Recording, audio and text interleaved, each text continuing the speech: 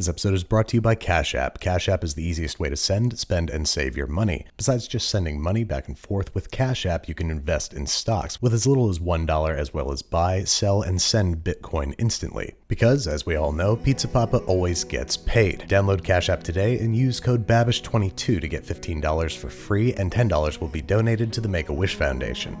Also, hey, what's up guys? Welcome back to Binging with Babish, where this week we're taking a look at Pizza Papa's Pizza Balls from Doctor Strange Multiverse of Madness. Now, I might not be able to afford to license a clip from the movie because it's still in theaters, but I do have this Eye of Agamotto, which is actually just a fire bomb. It's literally a bomb that you throw at a fire, which is still pretty cool, right? Guys? Okay, yeah, pizza balls, here we go. I'm going to start with our New York style base pizza dough, marrying together 470 grams of bread flour, 25 grams of sugar, and 1.5 grams of yeast in the bowl of a food processor, where it's going to sit motionless because my food processor is not working. So we're going to bust out our stand mixer, dumping all that dry stuff I said into the bowl, adding 285 ml of cold water, 15 ml of extra virgin olive oil, and 9 grams of kosher salt. Affix dough hooks, pull up the bowl lever, and knead at medium-high strength for at least 8 minutes. Pretty hard to overwork the gluten in this dough, so just let it go. To see if your gluten is properly developed, you can perform the window pane test, or you can roll the dough into a taut ball, and then you can poke it with your finger like this. If you would describe the dimple popping out as anything less than enthusiastic, don't be afraid to go ahead and knead this for another 2 to 5 minutes, until the dimple pops back out with rigor and gumption. Now we're going to place this guy in an airtight container, cover him up, and put him in the fridge to cold ferment, at least overnight and ideally 3 days. On the day of the pizza balls, we're going to construct a simple sauce, sauteing some crushed garlic and olive oil and adding 1 can of pureed whole San Marzano tomatoes. I'm going to toss in some fresh basil and dried oregano, and then I'm going to cook it down fairly significantly, 1 to 2 hours, or until it's thick and pasty. I pictured the sauce being inside Pizza Papa's pizza balls, and so it's got to be nice and low moisture. Once we remove the basil, it's time to puree this guy in the food processor, which is now working again, that's the multiverse for you, so that it's smooth enough to be delivered by a large stainless steel needle. I'm sure that this is someone's nightmare, and whoever you are, I'm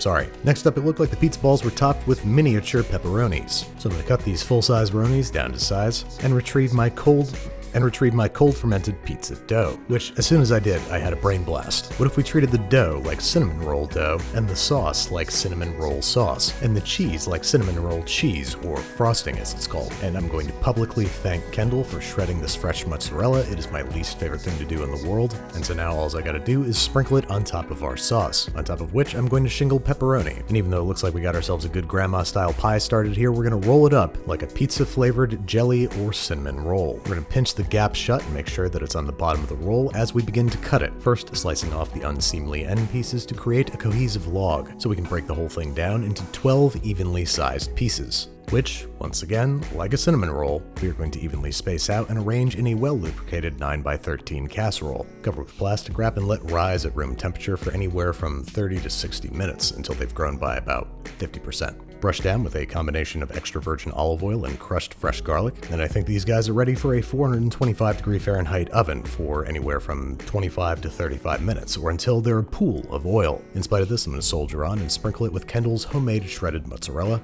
a smattering of extra pepperoni, going with full size because I think the little ones would just get lost on this. Return to the oven and bake until the cheese is bubbling and starting to brown, about 10 minutes.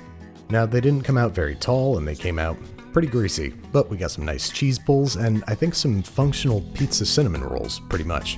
Might as well give them a taste to see what we're dealing with, and they're not bad. They're definitely not great, but they're not bad. Maybe next time I would leave the pepperoni on the outside of the pizza roll. I think that's where a lot of the grease came from. Maybe let the dough rise a little bit longer, and maybe use low moisture mozzarella. Thanks to Make-A-Wish, I've got an official taste tester in the studio today. Everybody say hi to Sam. And even though Sam gave these a very generous review, we both agreed they're just not pizza balls. So instead of trying to improve upon the pizza cinnamon roll, I'm going to save that for my free time and refocus on the balledness of the pizza. So I'm going to hack off 65-gram hunks of my dough, roll it out to about the thickness of a scented marker, and tie it into a knot because, as you may have guessed, I'm going to make garlic knots, which I'm going to let rise on a parchment-lined and lubricated baking sheet covered with an other baking sheet for at least 1 hour or until about 50% bigger. Brush these guys down with our garlic oil and pop them into the same 425 Fahrenheit oven. That is until you suddenly get a better idea, which is to preheat an oiled muffin tin in the hot oven and drop a knot into each hot spot, giving us a leg up on developing a golden brown crust. I forgot to set a timer. I think it was like 15 minutes later. Yes, there is a question mark in this recipe. These guys emerge, starting to brown and ready to get dumped on by cheese and mini pepperoni. Back in the oven for about 10 minutes or until the cheese is melted. Extract the pizza balls from their pizza place. I'm going onto a wire rack because I want them to cool off just enough to handle, because after some pepperoni relocation, our tomato sauce-filled trauma needle is back and ready to inject our little pizza buns with some of the red stuff. And with that, it's time to reintroduce Sam the Taste Tester. A self-described Marvel fanatic, Sam happily gave me his Pizza Papa seal of approval. Thank you so much to the Make-A-Wish Foundation for introducing me to Sam and for doing some really amazing work. And thanks again to Cash App for sponsoring today's episode. Don't forget to download Cash App today and use code Babish22 to get $15 for free, and $10 will be donated to the Make-A-Wish Foundation.